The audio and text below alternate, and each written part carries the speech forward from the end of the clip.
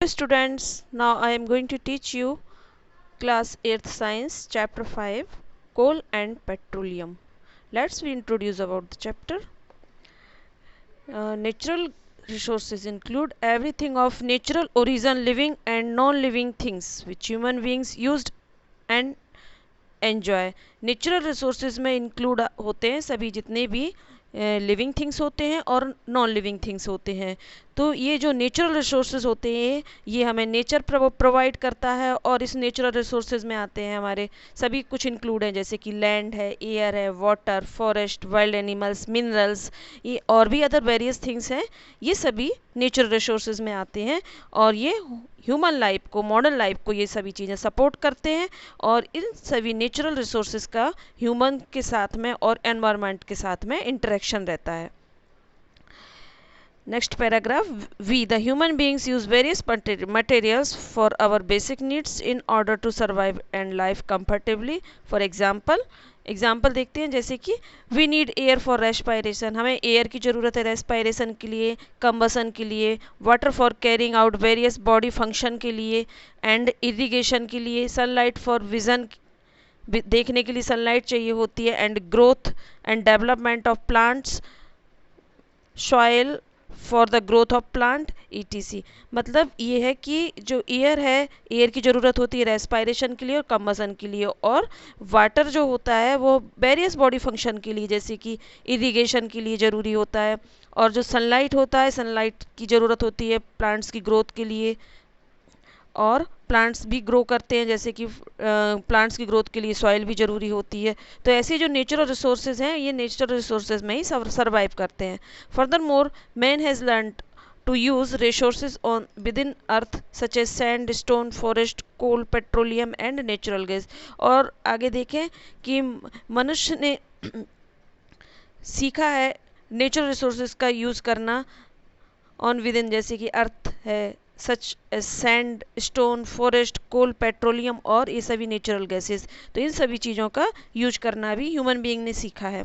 Most of our energy needs and made by natural resources like wood, coal and petroleum. और जो हमें energy, हमें जो आवश्यकता होती है एनर्जी की, वो हमें सभी नेचुरल रिसोर्सेज से ही मिलती है जैसे कि वुड, कोल और पेट्रोलियम से. These resources are limited and can not be soon get exhausted because of their excessive use. और ये रिसोर्सेज हैं ये लिमिटेड, सीमित मात्रा में हैं.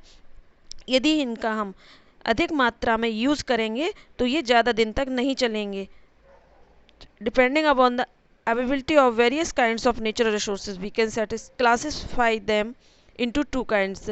availability of नेचुरल रिसोर्सेज की उपलब्धता के आधार पर इसको दो भागों में क्लासीफाई किया गया है नेचुरल रिसोर्सेज को. एक तो है इनएग्जॉस्टिबल नेचुरल रिसोर्सेज और दूसरा है एग्जॉस्टिबल नेचुरल रिसोर्सेज.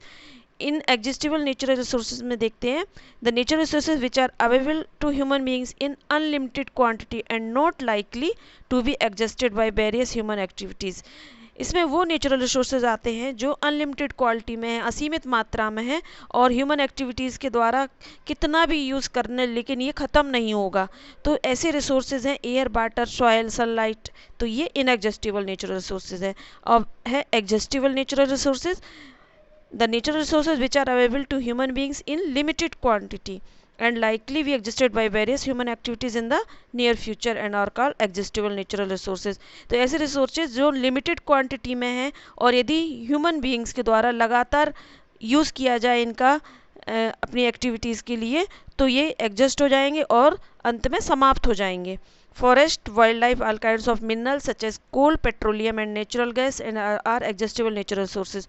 तो जो exhaustible natural resources के एग्जाम्पल हैं वो हैं फॉरेस्ट, वाइल्ड लाइफ और जितने भी मिनरल हैं, कोल है, पेट्रोलियम है और नेचुरल गैसेस हैं. तो in this chapter we will study about the important natural resources such as forest, soil, minerals में आते हैं कोल एंड पेट्रोलियम. तो इस चैप्टर में हम कुछ नेचुरल रिसोर्सेज उनकी स्टडी करेंगे. All this fuels were formed in millions of years by the decay of remains of dead animals and plants. जितने भी ये फ्यूल्स हैं इनका फॉर्मेशन मिलियंस ऑफ ईयर्स एगो लगते हैं इनके फॉर्मेशन में, और इनका फॉर्मेशन होता है डेड एनिमल और प्लांट प्लांट्स होते हैं और जो डेड एनिमल्स होते हैं, जब उनके रिमेन्स जब ये नष्ट हो जाते हैं और इनके रिमेन्स के द्वारा जब ये दब जाते हैं ज़मीन के अंदर और इनसे फिर इन फ्यूल का निर्माण होता है। As the remains of dead animal and plant are called fossils, इसीलिए इन डेड और एनिमल्स और प्लांट्स के रिमेन्स को हम फॉसिल कहते हैं। Therefore the fuels obtained from them is called fossil fuel, और यही कारण है इनसे जो बनने वाला फ्यूल होता है उसे हम फॉसिल फ्यूल कहते हैं। तो जो फॉसिल फ्यूल का निर्माण होता है डेड प्लांट्स और एनिमल्स के जो रिमेन्स होते हैं, जब ये ज़मीन के अंदर दब जाते हैं और मिलियंस ऑफ ईयर्स इनको फॉर्मेशन में लगता है और अंदर दबकर ये कोल, पेट्रोलियम जैसे जो नेचुरल रिसोर्सेज हैं जिनको हम फॉसिल फ्यूल कहते हैं, इनका निर्माण करते हैं। अब हम सबसे पहले देखते हैं कोल के बारे में। You might have seen or heard about coal. Coal is a hard stone-like substance, generally black in color. कोल के बारे में आप सभी जानते हैं, ये हार्ड होता है और ये ब्लैक कलर का होता है। However, its color varies depending upon its kind, और जो भी है इसका जो कलर होता है वो इसके काइंड्स पर डिपेंड करता है। Coal is one of the fuel use for cooking food. Coal एक ऐसा फ्यूल है जो फूड के कुकिंग करने में यूज़ करते हैं। However, it produces a lot of smoke and foul-smelling gas, which cause a lot of air pollution. जो भी है इसके it produces a lot of smoke. इससे जब कोल को जलाते हैं तो इससे लॉट ऑफ स्मोक प्रोड्यूस होता है और फॉल स्मेलिंग होती है, which cause a lot of air pollution, और जिससे एयर पोल्यूशन होता है। Earlier the coal was used for heating water to produce steam और रन रेलवे इंजन। प्राचीन समय में यानी पहले के समय में जब सबसे पहले जब कोल का यूज़ हुआ था तो एक तो वाटर गर्म करने में यूज करते थे और प्रोड्यूस स्टीम, जिससे स्टीम को प्रोड्यूस किया जा सके और उसके द्वारा रेलवे इंजन को चलाया गया था। These days coal is used for generating electricity in thermal power plant, और आजकल कोल का यूज़ हम थर्मल पावर प्लांट में इलेक्ट्रिसिटी को जनरेट करने में यूज़ करते हैं। In addition to it coal is used as a fuel in factories, cement plant and brick kilns, और अभी ये कोल का यूज़ जो होता है फैक्ट्रीज, सीमेंट प्लांट और जो जहाँ पर ईंट बनती हैं ऐसे कारखानों में हम कोल का यूज़ एज ए फ्यूल करते हैं, ईंधन के रूप में किया जाता है। अकरेंस ऑफ कोल, कोल का प्राप्ति स्थान। Coal is found deep under the surface of the earth. Coal जो है वो अर्थ की सरफेस पर, डीप सरफेस पर पाया जाता है। The major coal mines in India are located in West Bengal, Odisha, Jharkhand and Madhya Pradesh. जो कोल माइंस इंडिया में लोकेटेड हैं वो हैं वेस्ट बंगाल में, उड़ीसा, झारखंड और मध्य प्रदेश में। The largest number of coal mines are in Jharia and Bokaro in Jharkhand and Raniganj in West Bengal. तो जो लार्जेस्ट नंबर के कोल माइंस हैं वो बोकारो में, झारिया एंड बोकारो जो कि झारखंड में स्थित है, और वेस्ट बंगाल के रानीगंज में है। How is coal formed. अब हम देखते हैं कि कोल का निर्माण कैसे होता है। Millions of years ago, various parts of the earth were covered with wet, marshy areas of land and called swamp, in which huge trees, giant ferns and mosses grow. Millions of years पहले अर्थ जो हमारी covered थी, एक तो wait marshy area जिसे हम swamp भूमि कहते हैं या जो दलदल वाली भूमि होती है उससे कवर्ड थी, और उस पर जो ग्रो होने वाले प्लांट्स थे, बड़े बड़े विशाल पेड़ थे, जाइंट फर्न्स थे और मॉसेस ग्रो हुआ करते थे। As the trees and plants lost their life and died, their leaves and dead material formed into layer of rotting vegetation. और जब ये प्लांट और ट्रीज जब ये डाई हो गए और इनकी जो पत्तियां हैं वो डेड हो गई, तो और जब ये डेड होने के बाद ये कई सारी लेयर्स में कन्वर्ट हो गई और रोटिंग वेजिटेशन, और ये वेजिटेशन एक के ऊपर एक मतलब कई सारी लेयर्स में कन्वर्ट होकर ये रोटिंग वेजिटेशन सड़ गई। ये वेजिटेशन, ये पत्तियां सड़ने गलने से फिर ये किस लेयर मतलब ये जो कोयला बना उससे वो पीट टाइप का जो कोल उसमें कन्वर्ट हो गई। ये कोल काफ़ी प्रेशर पड़ने की वजह से उन लेयर में एक सॉफ्ट मटेरियल के रूप में तैयार हो गया था। तो इसमें लिखा है pressure from above pushed these layers together to form a layer of soft material called peat. तो जो कोयले का टाइप है एक जो फर्स्ट, इसको हम पीट कहते हैं और ये सॉफ्ट मटेरियल से निर्मित होता है। Sometimes mud and sand were washed over the layers of the peat, pressing them further and even tighter together. और कभी कभी क्या हुआ कि जब ये पीट टाइप के कोयले के ऊपर मड और सैंड की लेयर जमा होने लगी और इसमें और भी इवन टाइटर टुगेदर, और आगे जाके फिर इसमें जब प्रेशर ज़्यादा पड़ने लगा तो ये पीट टाइप का कोयला और टाइट हो गया। और this made a soft brown coal और लिग्नाइट, और ये पीट कोयला अब ये लिग्नाइट में कन्वर्ट हो गया जो कि सॉफ्ट ब्राउन कोल के नाम से जाना जाता है। As more mud and shed piled on top and vegetation was pressed down even deeper, और उस पर जब अधिक और मड जमा होने लगा, अधिक सैंड के ढेर लगने लगे उस कोयले के ऊपर, वेजिटेशन वाज प्रेस्ड डाउन, और वेजिटेशन फिर और भी प्रेस्ड डाउन डीपर प्रेस्ड होने लगी। The movement inside the earth crust help to turn the lignite into hard black rock, और फिर पृथ्वी के अंदर जो मूवमेंट होने की वजह से पृथ्वी की क्रस्ट में, उसकी वजह से जो लिग्नाइट है अब वो कन्वर्ट हो गया है हार्ड ब्लैक कोल में कन्वर्ट हो जाता है। फिर due to natural calamities like earthquake and volcanic eruptions a large number of plant and animal got buried, और जब नेचुरल कैलेमिटीज जैसी प्राकृतिक आपदाएं आती हैं, जैसे कि अर्थक्वेक है, भूकंप का आना, ज्वालामुखी का फटना, ये सभी प्राकृतिक आपदाएं आने की वजह से लार्ज नंबर ऑफ प्लांट और एनिमल, बहुत सारे प्लांट और एनिमल पृथ्वी के नीचे दब गए और मिलियंस ऑफ ईयर्स एगो तक ये दबे रहे। दे got converted into many layers of rocks and soil, और फिर ये दबे रहने की वजह से ये कई परतों वाली चट्टानें और मिट्टी में कन्वर्ट हो गए। And due to heat pressure they got converted into fossil fuel, और जब इनमें हीट और प्रेशर लगने की वजह से ये फिर फॉसिल फ्यूल में कन्वर्ट हो गए। तो इस प्रकार से हम देखते हैं फॉसिल फ्यूल आर दस the remain of dead plants and animal that got buried millions of years एगो। फॉसिल फ्यूल्स वो चीज़ है जो डेड प्लांट और एनिमल, ऐसे डेड प्लांट और एनिमल मिलियंस ऑफ ईयर्स एगो बरीड रहने की वजह से फॉसिल फ्यूल का निर्माण हुआ था। Coal is obtained from coal mines, they may be as deep as 100 metre to 1300 metre down the earth. Coal जो है वो कोल माइंस से प्राप्त किया जाता है, और ये जो कोल माइन होती हैं ये 100 मीटर से 1300 मीटर पृथ्वी के अंदर होती हैं। Coal is processed in industry to get useful products like coke, coal tar and coal gas. Coal को इंडस्ट्रीज में प्रोसेस करके इससे यूजफुल प्रोडक्ट भी बनाए जा सकते हैं, जैसे कि कोक, कोलतार और कोल गैस। तो सबसे पहले हम देखते हैं कोक के बारे में जानेंगे। This is the solid residue left behind during the destructive distillation.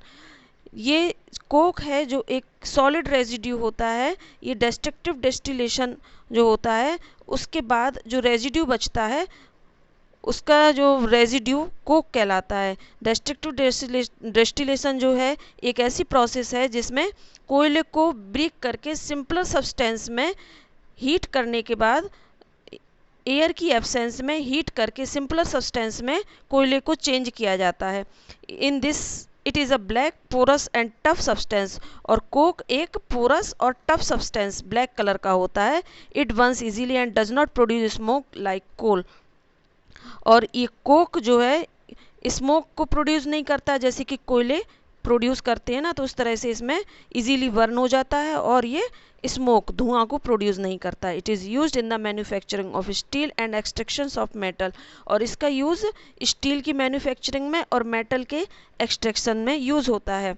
It is also use to manufacture artificial graphite and to make certain fuel gases like water gas, और इसका यूज़ आर्टिफिशियल ग्रेफाइट की manufacturing में होता है, और इसके अलावा ये एक फ्यूल गैस जैसे कि वाटर गैस होती है उसके निर्माण में भी होता है। कोलतार, कोलतार एक ऑयली सब्सटेंस है, ये ब्लैक कलर का होता है और ये भी कोयले के डिस्टिलेशन से, डिस्ट्रक्टिव डिस्टिलेशन से इसका निर्माण होता है, और ये 200 सब्सटेंस का मिक्सचर होता है, और इसका use naphthalene balls, moth repellent और इसके अलावा एक्सप्लोजिव लाइक जैसे TNT, ड्रग्स, परफ्यूम, प्लास्टिक और फोटोग्राफिक मटेरियल में होता है।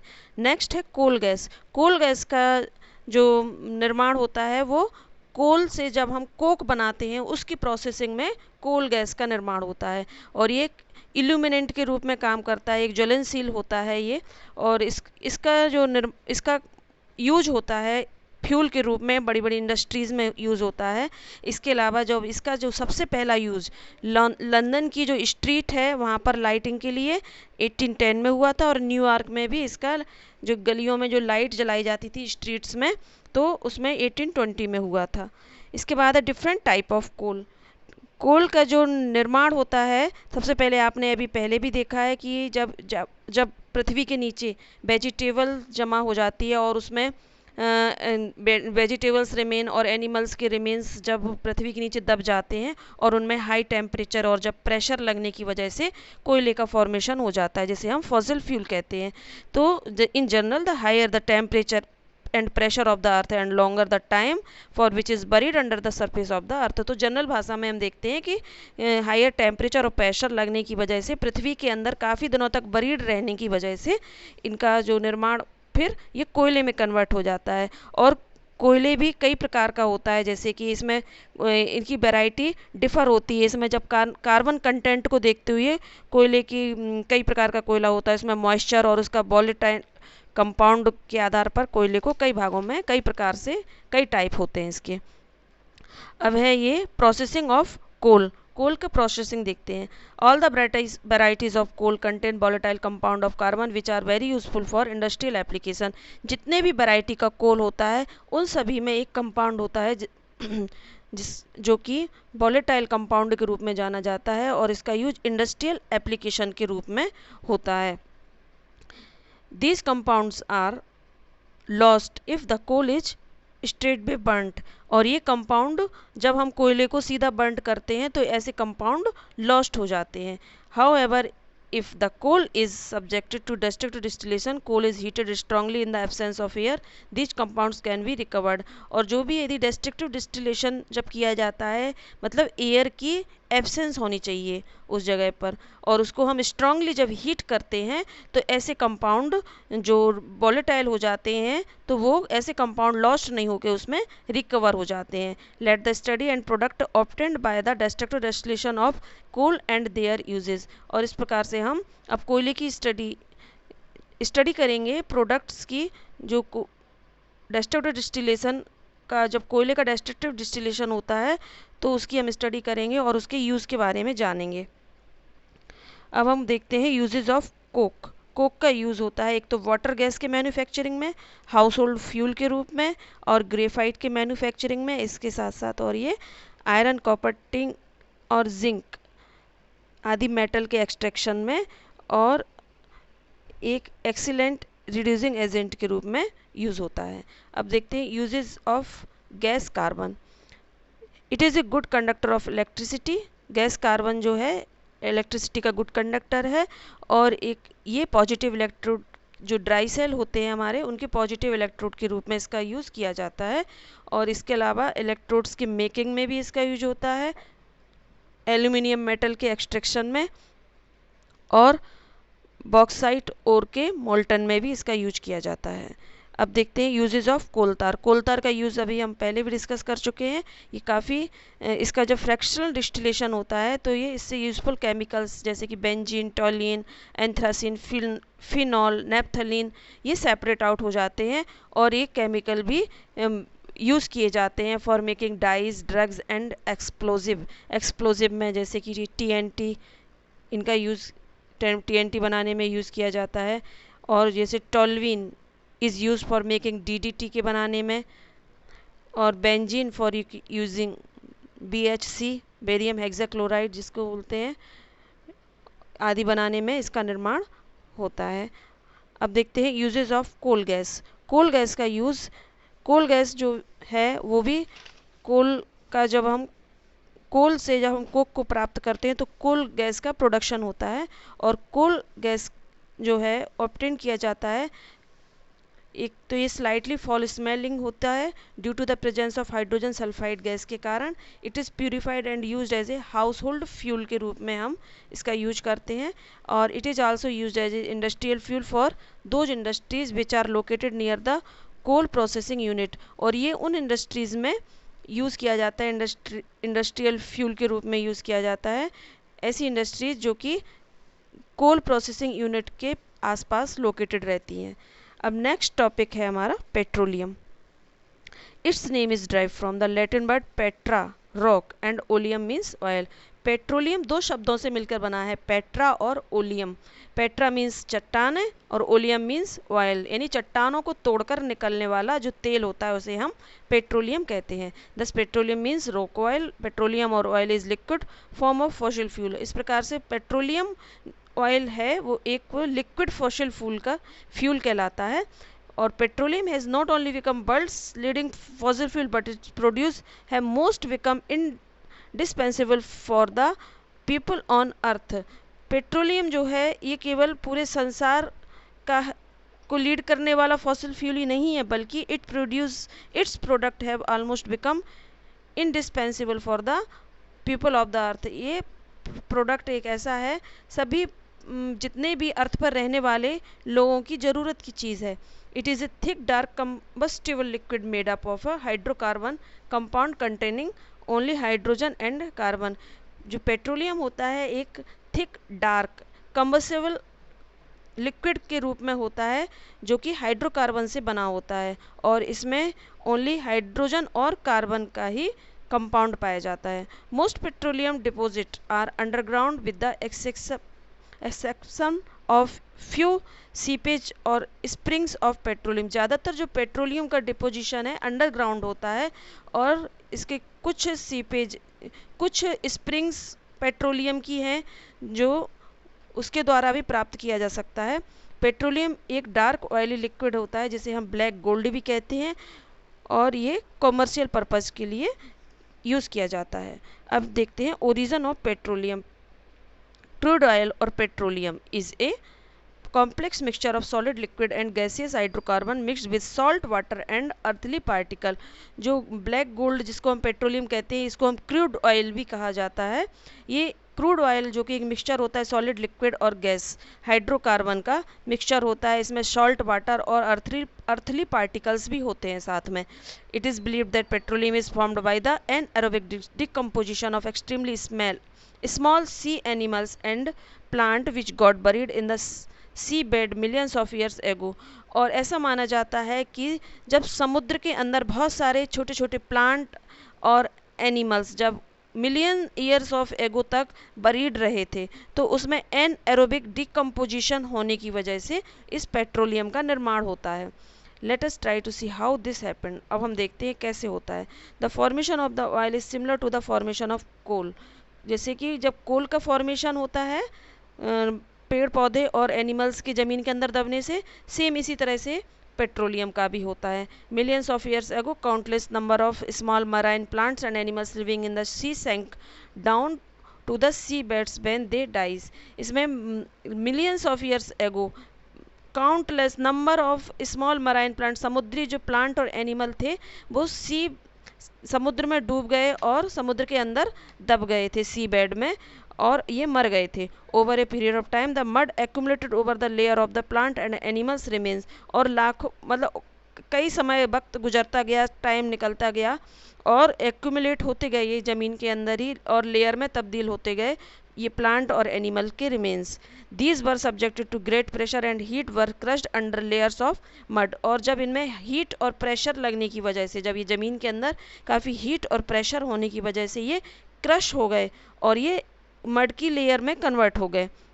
Gradually they were converted into layer of sedimentary rock. और धीरे धीरे ये सेडिमेंट्री रॉक में कन्वर्ट हो गए.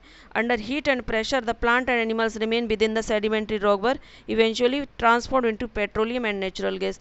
और जब इन सेडिमेंट्री रॉक में जब और भी प्रेशर लगा और प्रेशर लगने की वजह से ये प्लांट और एनिमल्स के रिमेन्स जो सेडिमेंट्री रॉक में पाए जाते थे ये ट्रांसफॉर्म हो गए पेट्रोलियम और नेचुरल गैस में.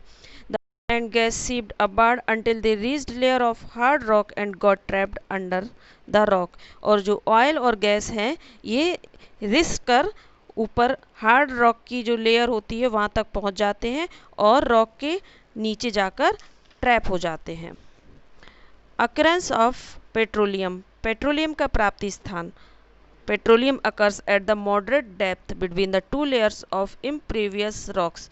पेट्रोलियम जो है ये मॉडरेट डेप्थ लगभग ये सामान्य गहराई पर जैसे 500 से लगभग 2000 मीटर की गहराई पर बिटवीन दो लेयरों के बीच में पाया जाता है चट्टानों की 2 लेयर के बीच में पाया जाता है। The petroleum deposits are usually found mixed with salt water, और पेट्रोलियम जो डिपॉजिट होता है ये मिक्स रहता है सॉल्ट वाटर के साथ में। The petroleum is lighter than salt water and hence float over it, और पेट्रोलियम सॉल्ट वाटर से हल्का होता है इसलिए ऊपर तैरता रहता है। Natural gases above found above petroleum trapped between the rock cap and petroleum layer, और जो नेचुरल गैस होती है वो भी पेट्रोलियम के ऊपर रहती है और ये रॉक कैप में जाकर ट्रैप हो जाती है और ये पेट्रोलियम की लेयर में जाकर ट्रैप हो जाती है। अब ड्रिलिंग ऑफ ऑयल वेल्स, जो ऑयल वेल्स होते हैं तेल के कुएं, उसकी ड्रिलिंग कैसे की जाती है, जैसा कि आप डायग्राम में देख रहे हैं ऑयल वेल्स में ड्रिलिंग करके ये चट्टानों के अंदर ड्रिल करके तोड़कर चट्टानों को तोड़कर कुएं में से ऑयल को तेल को निकाल रहे हैं जो पेट्रोलियम के रूप में निकाला जाता है। The prospective size of petroleum is located and mapped by geographical geological and seismic method, जो पेट्रोलियम का प्रोस्पेक्टिव साइज है वो लोकेटेड है मैप में जियोग्राफिकल जियोलॉजिकल और सेस्मिक मेथड के द्वारा मैप में दिखाया गया है। With the help of giant rigs a hole is drilled in the earth crust, एक जाइंट रिग लिया जाता है जिसमें अर्थ क्रस्ट पर एक होल किया जाता है। When the hole reaches the rock cap the natural gas comes out first with the great pressure, और जब इसमें होल करते हैं एक रिग की सहायता से, तो उसमें जब ये रिग जब होल रॉक के कैप तक जाती है तो उसमें से बड़े ही प्रेशर के साथ में नेचुरल गैस ऊपर आ जाती है। When the pressure of gas subsides petroleum starts flowing out due to the pressure of natural gases, और जब इनका गैसेस का प्रेशर लगता है और गैसेस के प्रेशर लगने के साथ ही इसमें पेट्रोलियम भी फ्लो होना स्टार्ट हो जाता है नेचुरल गैस के साथ। When the pressure falls further the petroleum is pumped out by the electric motors, और जब ये प्रेशर गिर जाता है कम हो जाता है तो फिर पेट्रोलियम पदार्थ को पंप आउट करके इलेक्ट्रिक मोटर्स के द्वारा पंप आउट कर लिया जाता है, निकाल लिया जाता है। It should be noted that many oil wells yield only gas and not petroleum, एक ये भी माना जाता है कि कई ऑयल वेल्स केवल गैस को ही प्रोड्यूस करते हैं, पेट्रोलियम को नहीं। दस 100 of oil wells are drilled in the perspective areas but only some of them yield petroleum. इस प्रकार से कम 100 कुएं जब खोदे जाते हैं, ड्रिल किए जाते हैं, कुछ प्रोस्पेक्टिव एरिया जो जियोग्राफिकल रीजन में दर्शाया जाता है जिन्हें मैप में, तो 100 कुएं जब खोदे जाते हैं तो उनमें से केवल कुछ ही वेल्स जो हैं पेट्रोलियम को प्रोड्यूस करते हैं। अब हम देखते हैं जो पेट्रोलियम जब ड्रिल करके निकाला जाता है, पंप आउट किया जाता है, उसको फिर रिफाइनरी में भेजा जाता है।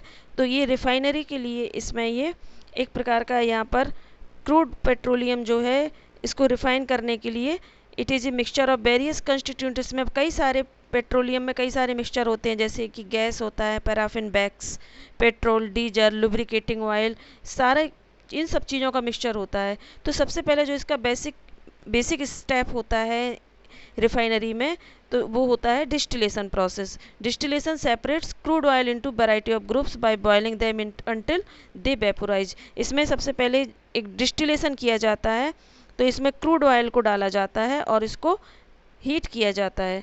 जब ये वेपोराइज हो जाता है, जब इसको इतना गर्म करते हैं जब तक ये वेपोराइज ना हो जाए। जब ये वेपोराइज हो जाता है तो इन वेपर को फिर एक टॉवर होता है फ्रैक्शनल डिस्टिलेशन के लिए, इस टॉवर में फिर भेजा जाता है। At each temperature A number of hydrocarbon become liquid and separate out, और हर टेम्परेचर पर कई प्रकार के हाइड्रोकार्बन होते हैं वो लिक्विड फॉर्म में कन्वर्ट हो जाते हैं, और जब ये लिक्विड फॉर्म में कन्वर्ट हो जाते हैं तो इसको पाइपलाइन के द्वारा इस साइड में शो किए जा रहे हैं ये पाइप्स, इनके द्वारा इनको फिर बाहर निकाल लिया जाता है। इसे हम फ्रैक्शनल डिस्टिलेशन कहते हैं। सम factors are used as fuel including petrol and diesel. Other fractions undergo further processing for obtaining valuable chemical raw material. कुछ fractions के द्वारा तो हम पेट्रोल और डीजल को भी निकालते हैं और कुछ fractions जो हैं कई प्रकार की प्रोसेसिंग से होते हुए valuable chemical raw materials भी प्राप्त करते हैं। Crude petroleum is heated to a temperature of 400 degree centigrade slightly above in the furnace. इसमें जो फर्नेस बनी हुई है फ्रैक्शनल डिस्टिलेशन वाले पार्ट में, तो इस फर्नेस में जब ये क्रूड पेट्रोलियम डाला जाता है तो इसे हमने बताया था कि इसको गर्म किया जाता है, तो इसके लिए जो टेम्परेचर दिया जाता है वो 400 डिग्री सेंटीग्रेड का टेम्परेचर रहता है। फिर जब इसमें से वेपर्स निकलती हैं और वेपर्स को फिर टॉवर में पहुंचाया जाता है, फ्रैक्शनल कॉलम में पहुंचाया जाता है। As the vapour rise up in the column they lose heat and hence their temperature drops. और जब ये वेपर उस कॉलम में जाकर राइज अप होती हैं और जब ये ऊपर उठती हैं तो ये एक ठंडी होती चली जाती हैं, और जहाँ पर ये ठंडी हो जाती हैं इनका टेम्परेचर गिर जाता है, हीट लॉस हो जाती है। Thus the fractioning column maintains itself a different temperature with decrease in magnitude in the upward direction. और इसमें जब हम जैसे जैसे इस टॉवर में ऊपर की तरफ जाते हैं तो इसमें टेम्परेचर डिक्रीज होता चला जाता है। Due to this difference in temperature the vapours with higher boiling point condense first. और जब ये टेम्परेचर डिफरेंस होने की वजह से जो वेपर सबसे ज़्यादा हायर बॉइलिंग पॉइंट पर कंडेंस होती हैं तो वो सबसे पहले टॉवर में सबसे लोअर पार्ट में ही रहती हैं और उनका बॉइलिंग पॉइंट लोअर रहता है। And condense in different parts of fractional column. और इस प्रकार से डिफरेंट पार्ट्स में जब कंडेंशन होता चला जाता है और डिफरेंट फ्रैक्शन कॉलम के डिफरेंट पार्ट्स में पहुंचती चली जाती हैं। The vapours gases which do not liquefy are taken out from the top of the fractional column. और ऐसी गैसेस जो लिक्विफाई नहीं हो पाती हैं तो वो गैसेस के रूप में रह जाती हैं। उन्हें हम फ्रैक्शनल कॉलम के जो टॉप में एक पाइपलाइन होती है उसके द्वारा हम उसको बाहर निकाल लेते हैं, तो ये गैस के रूप में प्राप्त हो जाती हैं। In the fractional distillation of petroleum the residual oil liquefies at 400 degree centigrade. Fuel oil, अब इनमें सभी का डिफरेंट टाइप का टेम्परेचर है, कौन कितने टेम्परेचर पे प्राप्त होता है। तो हम देखते हैं कि जो लिक्विफाइज 400 डिग्री सेंटीग्रेड पे तो ये लिक्विफाई होता है, और जो फ्यूल ऑयल बनता है वो 350 से 400 डिग्री सेंटीग्रेड पर बनता है। और डीजल ऑयल जो है वो 250 से 350 डिग्री सेंटीग्रेड पर। केरोसिन ऑयल है वो 170 डिग्री सेंटीग्रेड से 250 डिग्री सेंटीग्रेड पर। और गैसोलीन है वो 40 डिग्री सेंटीग्रेड से 170 डिग्री सेंटीग्रेड पर प्राप्त होता है। तो पेट्रोलियम से इतने सारे जो सब्सटेंस है वो प्राप्त होते हैं, जैसे कि diesel, kerosene, petroleum, petrol, fuel oil आदि प्राप्त होते हैं। Petroleum gas does not condense and it taken out from the top of the fractionating column. और पेट्रोलियम गैस जो कंडेंस नहीं हो पाती है उसको फ्रैक्शनल कॉलम में सबसे ऊपर जो टॉप पर फ्रैक्शनल कॉलम होता है उस पे जाके हम उसको एकत्रित कर लेते हैं और उसको वहाँ से आउट किया जाता है। All other fractions are removed from their respective outlets. और इस प्रकार से रेस्पेक्टिव आउटलेट्स के द्वारा इनको, जैसा कि आप डायग्राम में देख रहे हैं, इसमें जो आउटलेट बने हुए हैं तो ये कितने डिग्री टेम्परेचर पर आउटलेट के द्वारा आउट किए जाते हैं, इसमें ये दिखाया गया है। अब हम देखते हैं fractions of petroleum and their uses. तो पेट्रोलियम प्रोडक्ट कौन कौन से हैं और उनका क्या यूज़ है। अब हम देखते हैं रेजिडुअल ऑयल में सबसे पहले देखते हैं